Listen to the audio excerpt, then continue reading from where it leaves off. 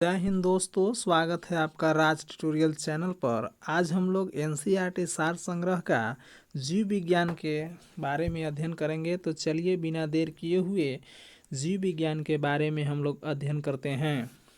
चलिए कौन सा सब्जेक्ट पढ़ना है। एनसीईआरटी सार संग्रह का बुक जो है आपका स्टार्ट हो गया है और यह जो है जीव विज्ञान सब्जेक्ट का पहला वीडियो है और इसका जीव विज्ञान से स्टार्ट किया जा रहा है। तो चलिए जीव विज्ञान के बारे में हम लोग पढ़ते हैं। बायोलॉजी, जीव विज्ञान की शाखाएं, branches of biology. Viticulture, viticulture के द्वारा क्या उत्पादित होता है? तो विटीकल्चर के द्वारा क्या उत्पादित होता है? तो अंगूर उत्पादित होता है।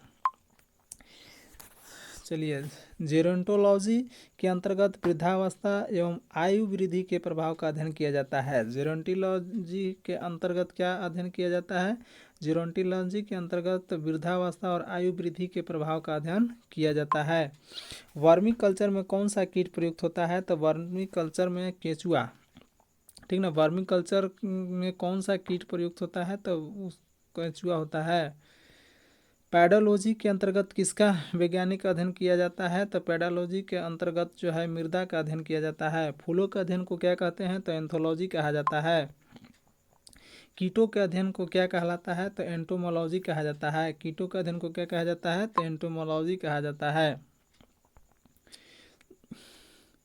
जनसंख्या एवं मानव जाति के आंकड़ों का अध्ययन क्या कहलाता है? तो जानकी कहलाता है, ठीक ना। जानकी, डेमोग्राफी, ठीक ना। जनसंख्या एवं मानव जाति के आंकड़ों का अध्ययन को क्या कहा जाता है? तो जानकी कहलाता है, ठीक ना। जीवाश्म वनस्पति के अंतर्गत पादप जीवाश्म का अध्ययन किया जाता है। और जीवाश्म वनस्पति के अंतर्गत क्या किया जाता है? तो पादप जीवाश्म यानी प्लांट फोसिल्स प्लांट का अध्ययन किया जाता है। विभिन्न संस्कृतियों के वैज्ञानिक विवरण के तुलनात्मक अध्ययन को क्या कहा जाता है? तो एथनोलॉजी कहा जाता है। विभिन्न संस्कृतियों के वैज्ञानिक विवरण के तुलनात्मक अध्ययन को क्या कहा जाता है? तो एंथोलॉजी कहा जाता है। सब्जी के अध्ययन किस शाखा के अंतर्गत किया जाता है? तो ओलेरी कल्चर के अनुसार किया जाता है। सब्जी के अध्ययन किस शाखा के अंतर्गत किया जाता है दोस्तों? तो ओलेरी कल्चर के। अस्थियों के अध्ययन विज्ञान के किस शाखा के अंतर्गत किया जाता है? तो ऑस्टियोलॉजी, ठीक ना। यानी अस्थि विज्ञान को, अस्थियों का अध्ययन किस विज्ञान में किया जाता है? तो ऑस्टियोलॉजी में। सर्पों का अध्ययन किस वैज्ञानिक शाखा के अंतर्गत किया जाता है? तो सर्पेटोलॉजी में, ठीक ना। सर्पों का अध्ययन किस वैज्ञानिक शाखा में किया जाता है? तो सर्पोलॉजी में, सर्पेटोलॉजी। हाइड्रोपोनिक्स किससे संबंधित है? तो मृदा रहित पादप संवर्धन से, ठीक ना। हाइड्रोपोनिक्स जो है किससे संबंधित है? तो मृदा रहित संवर्धन से। जंतु विज्ञान के अंतर्गत किन जंतुओं का अध्ययन किया जाता है? तो जंतु विज्ञान के अंतर्गत जीवित एवं मृत, जीवित या मृत जो है दोनों प्रकार के जंतुओं का अध्ययन किया जाता है। जंतु विज्ञान के अंतर्गत किस जंतुओं का अध्ययन किया जाता है? तो जीवित या मृत दोनों प्रकार जंतुओं का अध्ययन किया जाता है। जंतु विज्ञान जीव विज्ञान का ही एक शाखा है और अस्तु को जंतु विज्ञान का जनक कहा जाता है। यानी कि जंतु विज्ञान जो है जीव विज्ञान का ही एक शाखा है, ठीक ना। और अस्तु को जंतु विज्ञान का जनक यानी फादर ऑफ जूलॉजी कहा जाता है। चलिए, जीव विज्ञान के विभिन्न शाखाओं के जनक कौन कौन है? तो जीव विज्ञान के इस एक तरफ शाखा है और दूसरी तरफ उसका जनक है।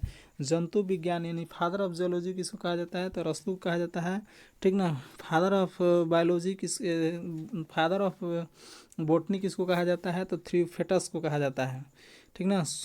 फादर ऑफ माइक्रोबायोलॉजी यानी सूक्ष्म विज्ञान के जनक किसको कहा जाता है? तो लुई पास्चर को कहा जाता है।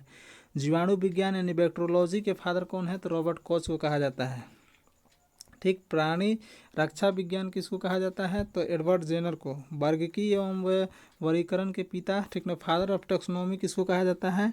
तो कैरोलस लिनियस को कहा जाता है।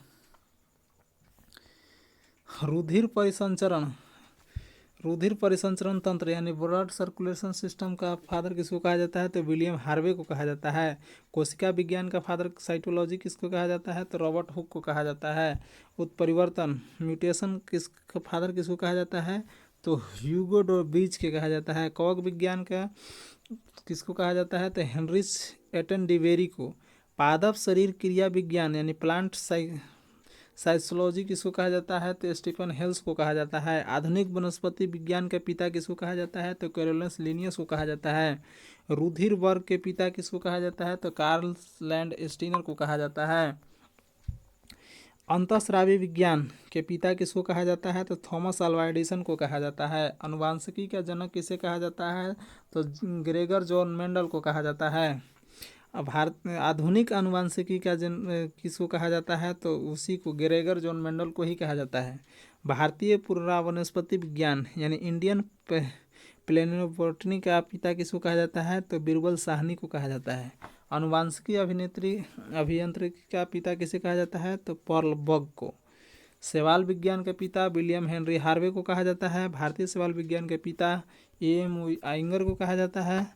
भारतीय वनस्पति इंडियन इकोलॉजी का पिता किसे कहा जाता है? तो रामदेव मिश्रा को कहा जाता है। भारतीय शैवाल विज्ञान के पिता, ठीक ना, ये तो हो गया। शैवाल विज्ञान के पिता दोस्तों किसको कहा जाता है? शैवाल विज्ञान का पिता जो है विलियम हेनरी हार्वे को कहा जाता है। भारतीय शैवाल विज्ञान के पिता जो है MOP आंगियर को कहा जाता है। भारतीय वनस्पति रामदेव मिश्रा। ठीक। औषधि विज्ञान के पिता हिपोक्रेटस को कहा जाता है। और सूक्ष्मदर्शिकी का पिता जो है एंटनी वान ल्यूमेन हॉक को कहा जाता है। और चिकित्सा जीन यानी जीन चिकित्सा का पिता किसे कहा जाता है? तो एंडरसन को कहा जाता है। चलिए, वनस्पति विज्ञान की प्रमुख शाखाएं। घास विज्ञान में क्या मतलब अध्ययन किया जाता है? तो घासों का अध्ययन किया जाता है। घास विज्ञान में क्या चीज़ का अध्ययन किया जाता है? तो घासों का अध्ययन किया जाता है। एल्गोलॉजी, ठीक ना।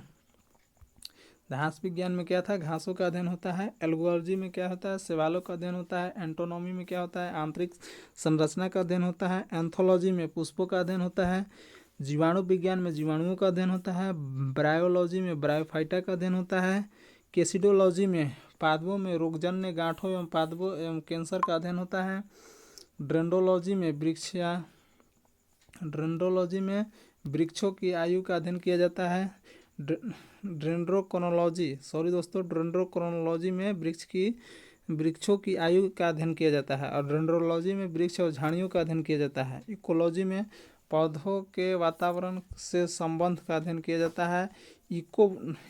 इकोनॉमिक बॉटनी में आर्थिक महत्व के पौधों का अध्ययन किया जाता है। एथनोबॉटनी में आदिवासियों द्वारा पादपों का अध्ययन किया जाता है। फॉरेस्ट्री में वनों का अध्ययन किया जाता है। एक्स बायोलॉजी में अन्य ग्रहों पर संभावित जीवों की उपस्थिति में अध्ययन किया जाता है। जेनेटिक इंजीनियरिंग में कृत्रिम जीन्स एवं का निर्माण का स्थानांतरण के बारे में अध्ययन किया जाता है।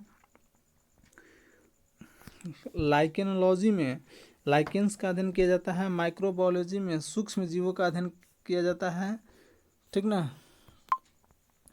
चलिए, इसके बाद माइकोलॉजी में कॉकों का अध्ययन कहा जाता है, ठीक ना। यानी कॉकों का अध्ययन के विज्ञान को माइकोलॉजी कहा जाता है, ठीक ना। माइकोप्लाज्म का वैज्ञानिक अध्ययन को क्या कहा जाता है? तो माइकोप्रोलॉजी कहा जाता है, ठीक ना। यानी निमेटोड्स के पादप का अध्ययन को क्या कहा जाता है? तो निमेटोलॉजी कहा जाता है। यानी पादप जीवाश्म का अध्ययन को क्या कहा जाता है? तो पोलियोबोटनी कहा जाता है। पराग कणों का अध्ययन को क्या कहा जाता है? तो पेनिनोलॉजी कहा जाता है। पादप रोगों के उपचार एवं अध्ययन को क्या कहा जाता है? तो पैथोलॉजी कहा जाता है। पोषक और परजीवियों के अध्ययन को क्या कहा जाता है? तो पैरासिटोलॉजी कहा जाता है। औषधि पौधों का अध्ययन को क्या कहा जाता है? तो फार्मोलॉजी कहा जाता है। विभिन्न पादपों के जैविक अध्ययन को क्या कहा जाता है? तो फिजियोलॉजी कहा जाता है। टेरिडोफाइट्स के अध्ययन को क्या कहा जाता है? तो टेरिडोलॉजी कहा जाता है। पौधे के वितरण और उसके कारण का अध्ययन को क्या कहा जाता है? तो फाइटोजियोग्राफी कहा जाता है। अंतरिक्ष एवं वायुमंडल में स्थित पादपों का अध्ययन क्या कहलाता है? तो स्पेस बायोलॉजी कहलाता है। बीजों का अध्ययन को क्या कहा जाता है? तो स्पर्मोलॉजी कहा जाता है। बीजों का अध्ययन को क्या कहा जाता है? तो स्पर्मोलॉजी कहा जाता है, ठीक। सूर्य के प्रभाव से चिकित्सा करने की जो प्रक्रिया होती है उसको क्या कहा जाता है? तो हीलियोथेरेपी कहा जाता है। इस शाखा के अंतर्गत बिना मृदा के बागवानी की जाती है, उसको क्या कहा जाता है? तो हाइड्रोपोनिक्स कहा जाता है। चलिए, कुछ जंतु विज्ञान के प्रमुख शाखाएं के बारे में हम लोग अध्ययन करते हैं। एंटोनॉमी में क्या होता है कि विच्छेदन के द्वारा ठीक ना। एंटीनॉमी में क्या होता है कि विच्छेदन के द्वारा शरीर और विविध अंगों की रचना की प्रदर्शन होता है। एंथ्रोपोलॉजी में क्या होता है कि मानव जाति के सांस्कृतिक विकास का अध्ययन किया जाता है। इकोलॉजी में क्या होता है तो जैविक और अजैविक वातावरण से जीवों के विविध संबंधों का अध्ययन किया जाता है। एंडोक्रोनोलॉजी में क्या होता है कि अंतःस्रावी तंत्रों का अध्ययन किया जाता है। एम्ब्रायोलॉजी में क्या होता है कि भ्रूणीय संवर्धन का अध्ययन किया जाता है। एंजाइमोलॉजी में क्या होता है कि उत्प्रेरकों का अध्ययन किया जाता है। एंटोमोलॉजी में कीट पतंगों का अध्ययन किया जाता है। जेनेटिक्स में जीवों के आनुवांशिक के लक्षण एवं उनसे वंशागृति का अध्ययन किया जाता है। हीमेटोलॉजी में रुधिर और रुधिर संबंधी रोगों का अध्ययन किया जाता है। हर्पेटोलॉजी में उभयचर और सरीसृपों का अध्ययन किया जाता है। मैमोलॉजी में स्तनधारियों का अध्ययन किया जाता है। माइक्रोबायोलॉजी में अति सूक्ष्म जीवों का अध्ययन किया जाता है। न्यूरोलॉजी में तंत्रिका तंत्र का अध्ययन किया जाता है। ओडोंटोलॉजी में दंत विज्ञान का अध्ययन किया जाता है। ऑर्निथोलॉजी में पंछियों के अध्ययन के विज्ञान को क्या कहा जाता है, ऑर्निथोलॉजी कहा जाता है। यानी रोगों के प्राकृतिक लक्षणों के कारणों का अध्ययन क्या कहा जाता है तो पैथोलॉजी कहलाता है। जीवों पर विकिरण प्रभाव का अध्ययन क्या कहलाता है तो रेडियोलॉजी कहलाता है। और जीव जातियों के नामकरण एवं वर्गीकरण का अध्ययन टैक्सोनॉमी कहलाता है। चलिए, आयु वृद्धि के साथ साथ जीवों में होने वाले परिवर्तन का अध्ययन ज़रा विज्ञान कहलाता है। यानी जैसे जैसे आयु बढ़ता है और उसके वृद्धि में होने वाले परिवर्तनों को अध्ययन को ज़रा विज्ञान यानी कि जीरोंटोलॉजी कहा जाता है। नेक्स्ट डे हम लोग सेकेंड पार्ट में पढ़ेंगे जीवन की उत्पत्ति से संबंधित प्रमुख सिद्धांत एवं जैव विकास। तो वीडियो देखने के लिए दोस्तों धन्यवाद। ज़्यादा से ज़्यादा लोगों के पास शेयर कीजिए, सब्सक्राइब कीजिए चैनल को और ज़्यादा से ज़्यादा शेयर कीजिए, बेल घंटा को दबाइए ताकि जैसे ही नेक्स्ट वीडियो अपलोड हो तो आपका नोटिफिकेशन मिल सके। वीडियो देखने के लिए धन्यवाद दोस्तों।